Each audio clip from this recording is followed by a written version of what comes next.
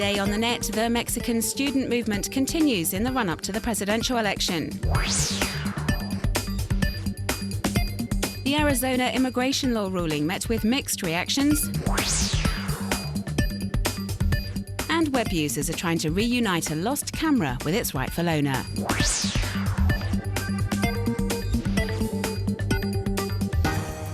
Mexicans will be heading to the polls on Sunday to elect the country's new president. The election campaign has been somewhat upset by the eruption of the Yo Soy 132 student movement that disputes the expected victory of the Institutional Revolutionary Party, the PRI. The movement formed spontaneously after Enrique Peña Nieto, candidate for this party which ruled the country for over 70 years, visited one of the capital's universities. The leader in the polls was heckled by students, and his campaign team accused rival parties of paying people to come in and disturb the public meeting. This version of events was relayed on the major television networks across the country, much to the anger of the students present that day. 131 of them got together to produce this video, which has been circulating on the internet.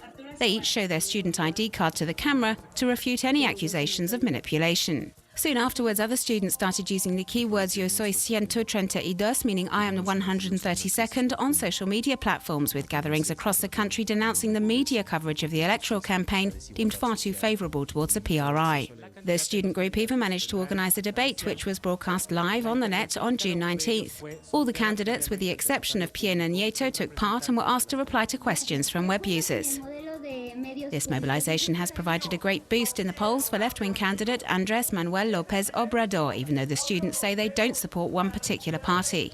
They're calling for another day of action on Saturday, on the eve of voting day, to call for a free and informed vote.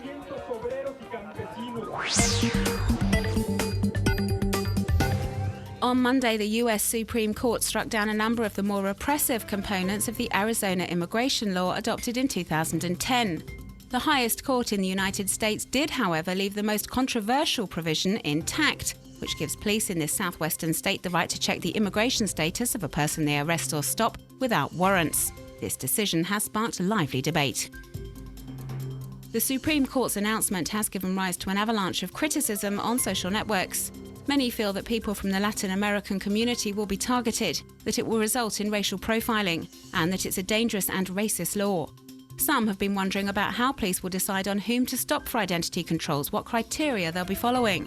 And others feel this legislation will lead to the authorities infringing on the individual freedoms of Americans and should be perceived as a real step backwards. And with many condemning the Supreme Court's decision via the web, campaigning against this highly controversial law has also spread to the streets of Arizona. As we can see in this amateur video footage, hundreds of people have attended rallies over the past few days to voice their outrage and indignation. Some protesters held banners saying brown skin is not a crime and that it's not a legitimate reason to be subjected to a police control. But the announcement has also drawn some support. Some American web users have hailed the decision, starting with the governor of Arizona, Jan Brewer, who says fellow citizens should be proud of the law.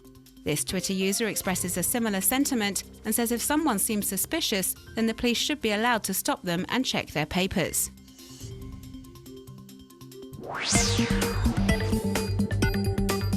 A post urging women to dress decently to avoid sexual harassment, illustrated by a photo of a passenger wearing a see-through dress. This piece of advice was published online by the Shanghai subway authorities and has sparked an outcry in China. Two feminist activists protested, their faces hidden around the underground stations. Their message: I have the right to look attractive, but you don't have the right to harass me. Their actions have been hailed by many web users. When Roland van Gogh was on holiday in the Netherlands, he found a camera on the train and is now asking web users to help him reunite the object with its rightful owner.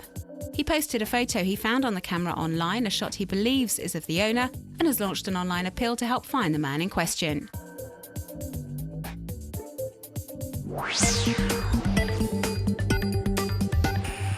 Canadian skateboarder Michaud Urban recently smashed the speed record when he reached 130 km/h down a road in Quebec. The Daredevil filmed this breathtaking descent, which you can check out in a variety of videos currently doing the rounds on sharing sites.